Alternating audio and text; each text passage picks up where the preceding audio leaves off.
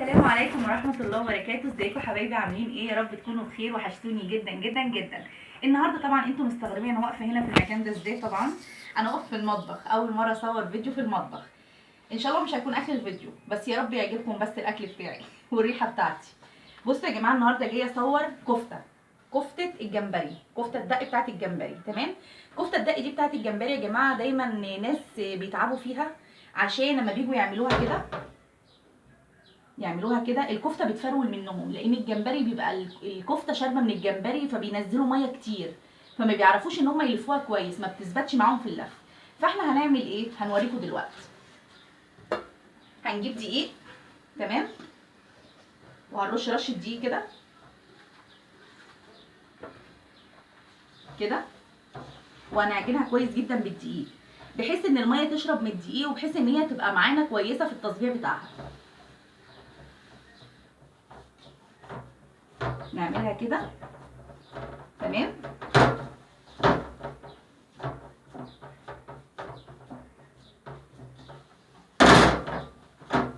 لغايه ما نشرب الدقيق، هي رشه دقيق بسيطه يعني مش كتير، تمام. لان اي حد طبعا عارف كفته الجمبري مهما بيلفها بتنزل ميه، فما بتظبطش معاه، بتفرول. فدي حكايه رشه الدقيق دي عليها بصراحه بتمنع الفروله. وبرده كفته اللحمه برده نعمل عليها كده لو هي شاربه ميه. خلاص احنا خلاص عملنا كده. طيب هنبدا بقى دلوقتي نعوص ايدينا كده دقيق كده زي ما انتم شايفين، نعوص ايدينا زيت كده يا جماعه. بسم الله الرحمن الرحيم. بصوا بقى كده، شوفوا الكفتايه بقى كده عامله ازاي، مفيش فروله. شايفين الصبع عامل ازاي؟ مفيش طبعا فروله فيها، لكن احنا لو ما كناش حاطينها الدقيق كان زمانها بقت مفروله واتقطعت مننا. تمام. كل شويه هنبل ايدينا كده زيت، عشان لو ما مليناش ايدينا زيت الكفته هتلزق في ايدينا، مش هنعرف ان احنا نشيلها من ايدينا.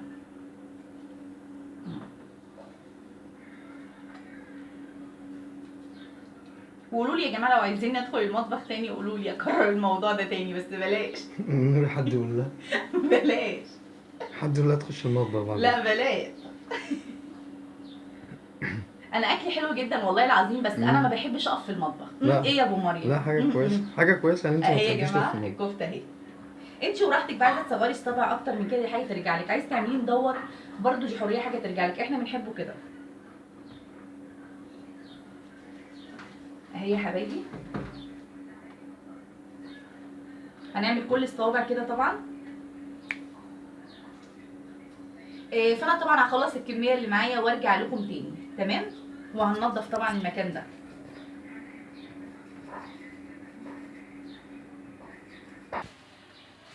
ورجعت لكم طبعا يا جماعه بعد ما عملت الكفته اهي ماسكه ومتماسكه، وبسم الله ما شاء الله الطبق مليان ما شاء الله.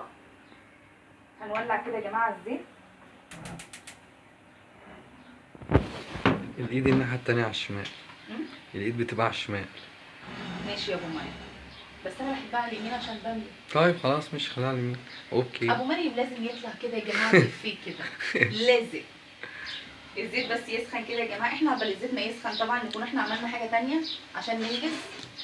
هنجيب الحله اللي احنا هنعمل فيها التسبيكه، نحط فيها شويه زيت.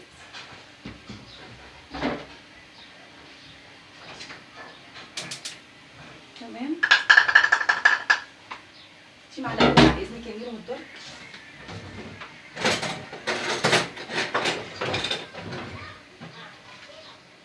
الزيت برضه اهو يا جماعه، هنحط فيه الثوم. الثوم بس يتصفر كده شويه.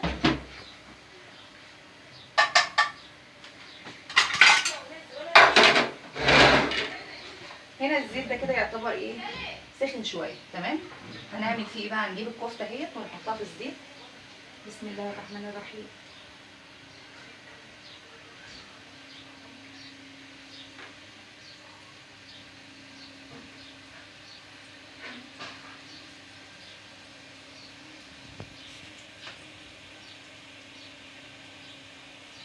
لازم نحمر الكفته الاول طبعا يا جماعه زي ما انتم عارفين. وايدينا التانيه طبعا. الله الله. بايدينا التانيه. لا ده طواف في ما ننساش المطبخ. التوم. ده كده تقدر تعمل رز كمان على طبعا فكرة. ده انتوا النهارده هتشوفوا مواهب. لا بس هو تكتبوا ده تحت اخر يوم رمضان ده الكومنتات. حلو خالص. ايوه طبعا. عملت لهم محشي يا جماعه في رمضان. لا حصل. الزيت التوم اتصفر اهوت. التوم اتصفر هنجيب فعلا. الطماطم اللي احنا عصرينها طبعا ضربنا في الخلاط. ضربة طماطم في الخلاط؟ طبعا. اوبا. لا ده طلعت العدة كلها.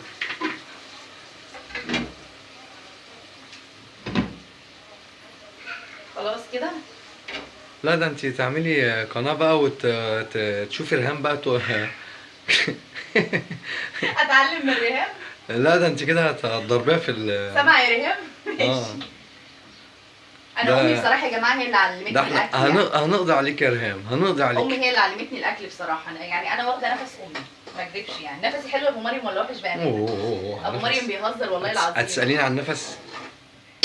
انت هتساليني عن النفس؟ نفس ايه النفس؟ ايه النفس ده اصلا؟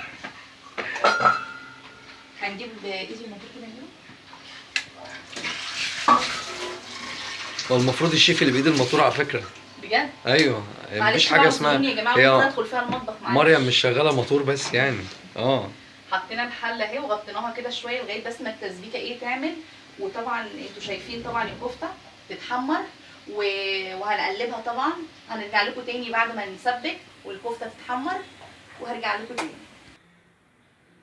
ورجعت لكم تاني يا جماعه طبعا بعد ما حمرنا الكفته زي ما انتوا شايفين كده حمرناها اهو. تمام. والتسبيكه اهي. تمام. فاحنا هنعمل ايه بقى؟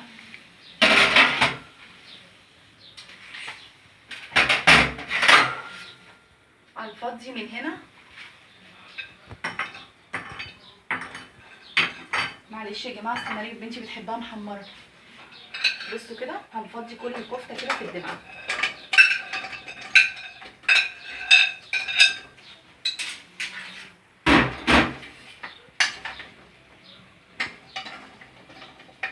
طبعا حطينا شويه ملح وشويه فلفل طبعا حسب الفلفل اللي انت عايزاه. لو عايزه تحطي شطه براحتك. الملح برده الكميه اللي انت عايزاها، الكميه اللي انت بتحبيها. بتحبي الحاجه مالحه بتحبي الحاجه عادة براحتك. دي شويه توابل كده.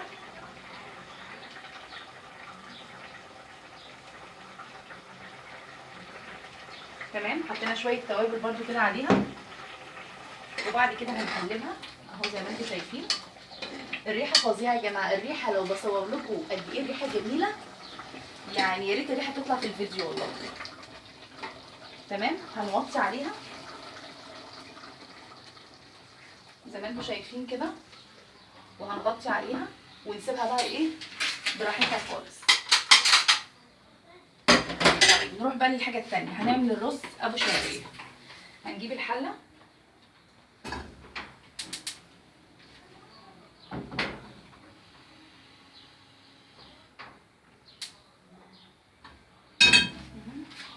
رز بالشعريه يا جماعه منها وهنحط فيه شويه زيت.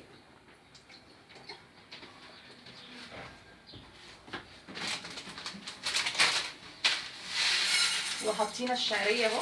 عندي سامح والعيال بيحبوا الشعريه بصراحه في الرز كتير، فانا بحب ان انا ازود الشعريه يعني. تمام. حسب الرغبه. لو انت عايزه الشعريه قليله براحتك، عايزه الشعريه كتير برده حاجه ترجع لي. تمام. والرز طبعا غاسلينه اهو سايبينه.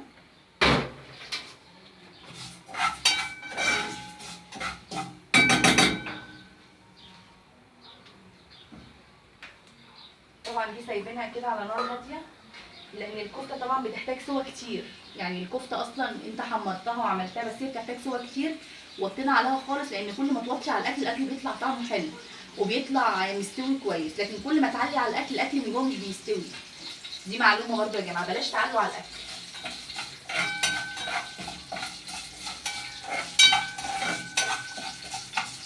دي الشعريه اهي.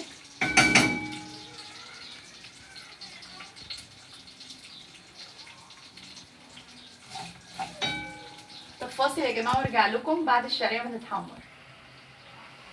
ورجعت لكم طبعا يا جماعه. هوريكم دلوقتي هحط الرز على الشعريه اهو زي ما انتم شايفين.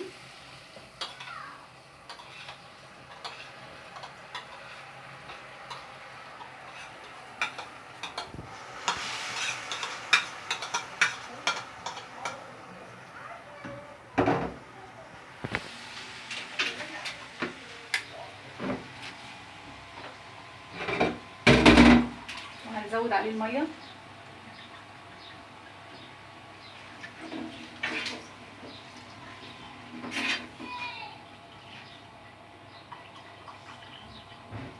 انا عندي اصلا ما بعملش رز ابيض خالص، يعني عندي لو عملت رز ابيض مش هياكلوه. تمام. بيحبوا الرز بشعريه او رز بلسان العصفور، يا كده يا كده، يا اما رز حبايه وحبايه. ما يعرفوش ياكلوا رز ابيض خالص. هو بيبقى اطعم بصراحه جنب اي اكل.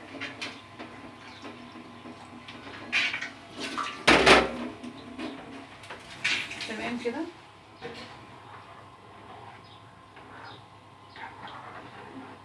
اهو يا جماعه حطينا فيه الميه، بس ما نكترش الميه قوي عشان ما يعجنش. تمام. وادي الملح. الملح بقى حسب رغبتك انت، يعني انا عارفه مقداري بصراحه في الملح، ما بحبش الحاجه مالحه قوي ولا عدبه قوي في نفس الوقت. بنعلي عليه كده شويه.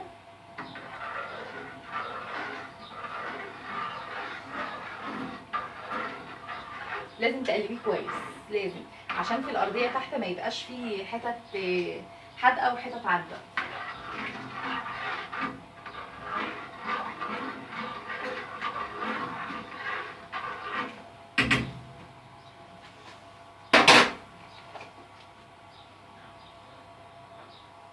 ودي طبعا زي ما هي اهي، سايباها على نار هاديه لوحدها. تمام. والرز معليه عليه اهوت، وهغطيه. تمام. بس معليه عليه، اول ما الرز يغلي نبدا نوطي عليه. هنشوف كده بقى في الاخر. احط الرز واحط الكفته وارجع لكم. ورجعت لكم يا جماعه طبعا بعد الرز ابو شعريه ما خلص والكفته ما خلصت، وهنشوف دلوقتي.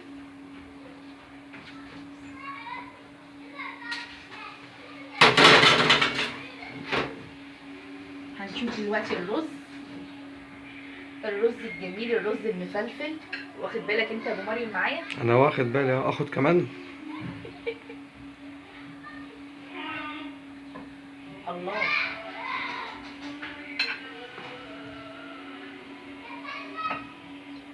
بصوا يا جماعه الجمال، بصوا يا جماعه الحلاوه. شايفين يا جماعه الرز الحبايه بحبايتها ازاي، وشايفين الشعريه بسم الله ما شاء الله.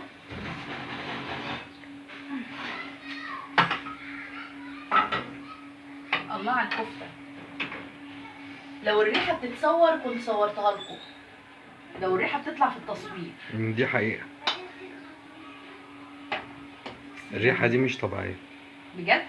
اخيرا اعترفت ولا عشان جعان؟ لا والله عشان هي فعلا مش طبيعية. شايفين يا جماعه مستويه خالص، وبسم الله ما شاء الله عليها.